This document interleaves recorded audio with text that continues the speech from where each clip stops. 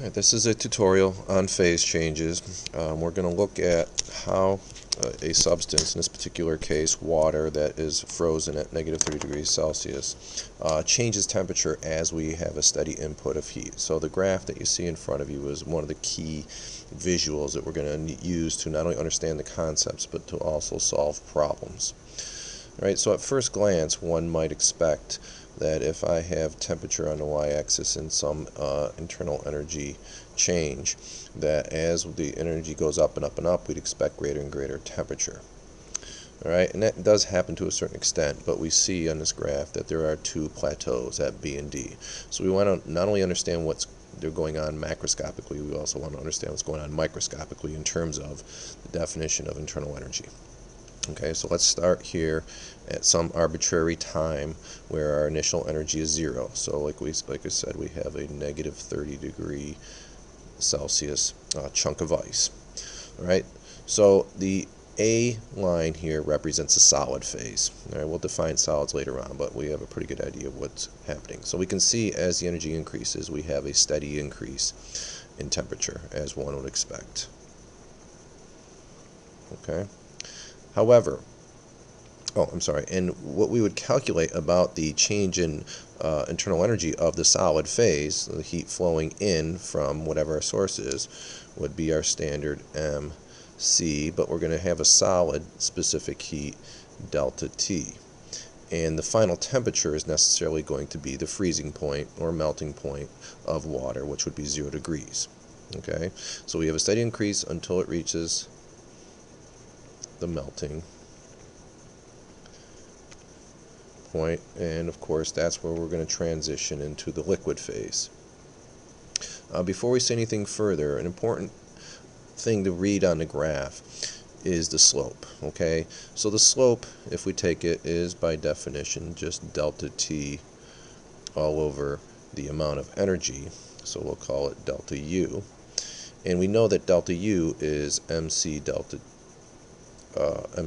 T, so that's really just 1 over the mass of the water multiplied by its specific heat at that phase. And again, the specific heat of a solid water is different than liquid water, and if you recognize this, mass times specific heat is 1 over heat capacity, so we'll call that big C. So you need to be aware that the slope is in essence an inverse of heat capacity, or the inverse of specific heat times mass.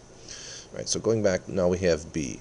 So notice that during the B part, there's no change in temperature whatsoever, but we still have a steady increase of energy. Okay, so we know this is melting, and if we were to reverse the arrows, we would call it freezing. And like I said, we have a continued increase in delta U, but no change in delta T. Okay, so we can ask, what's going on here? Why aren't we gaining temperature if we're increasing energy, internal energy? Well, we have to realize that internal energy has more than just the kinetic energy of the molecules. Okay, so we can infer that none of the internal energy is going into kinetic energy of the molecules. They're not jiggling any faster. Okay, so if there's no change in the average kinetic energy or the overall, we have no delta T.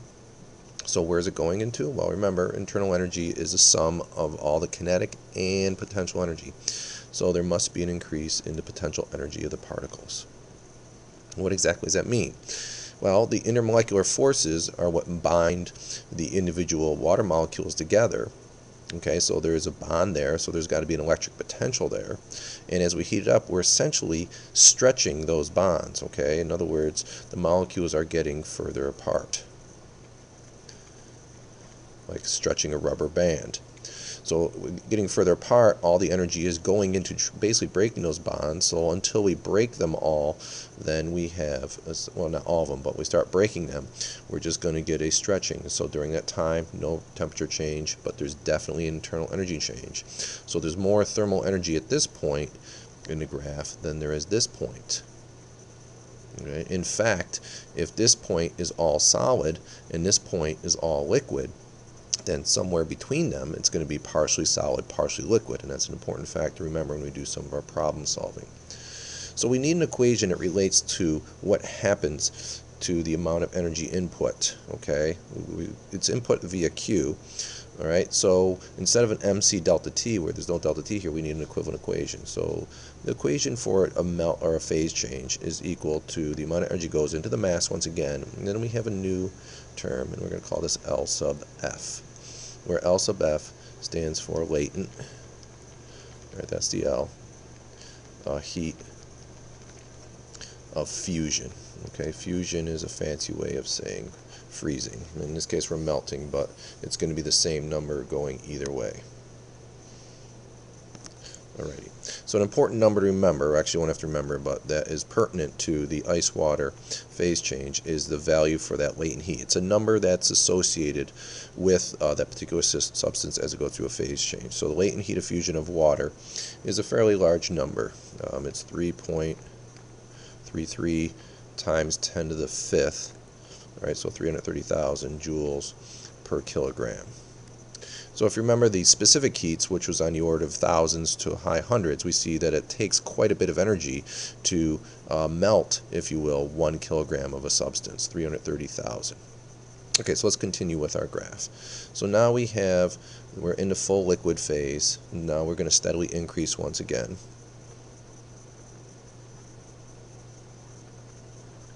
Okay, until we reach the boiling point.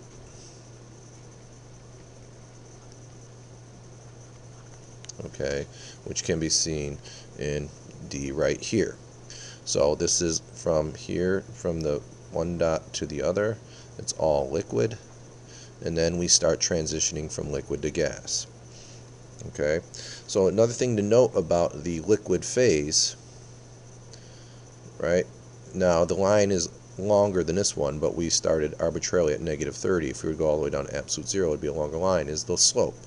So we already said that the slope represents the inverse of the specific heat, or the inverse of the heat capacity. So we see that there must be a different slope here. Okay, and so we can say that this specific heat of the liquid, since it has a lower slope than the solid, must have a higher value because, again, they are inversely related. Okay, then at D we have boiling occurs. Okay, again, no change in temperature, but an increase in the amount of heat. Okay, very similar to B. Note that D has a longer segment. We'll talk about that in a minute. And like melting, there is a constant associated with a substance as it boils. So in this particular case, the constant is the latent heat of vaporization, so all the energy during that phase change is going into M times LV, and for water it's even higher, or for boiling it's even higher than for melting. So this value is 22.6 times 10 to the 5th joules per kilogram. Okay, so it takes quite a bit of energy to completely boil a certain mass of water. In fact, it's about 8 times that of melting it. Okay, so I've already said it's bigger, but we can see that it's bigger from the graph based again on the length of the segment. Okay, it takes a whole lot more energy than to boil than to melt, and this is for a given mass.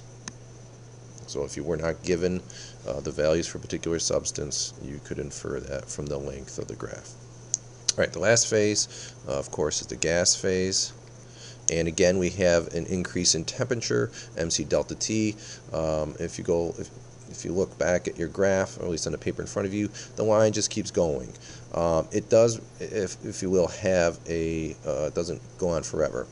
Eventually, so much energy is going into it that electrons are ionized from the gas, and now we have the plasma, which we've talked about before in reference to stars and fusion. Okay, just FYI, if we go way down in temperature for certain substances, for below 1,000,000th degree Kelvin, a bizarre form of matter emerges, and maybe we'll show some demonstrations of that on YouTube, called a Bose-Einstein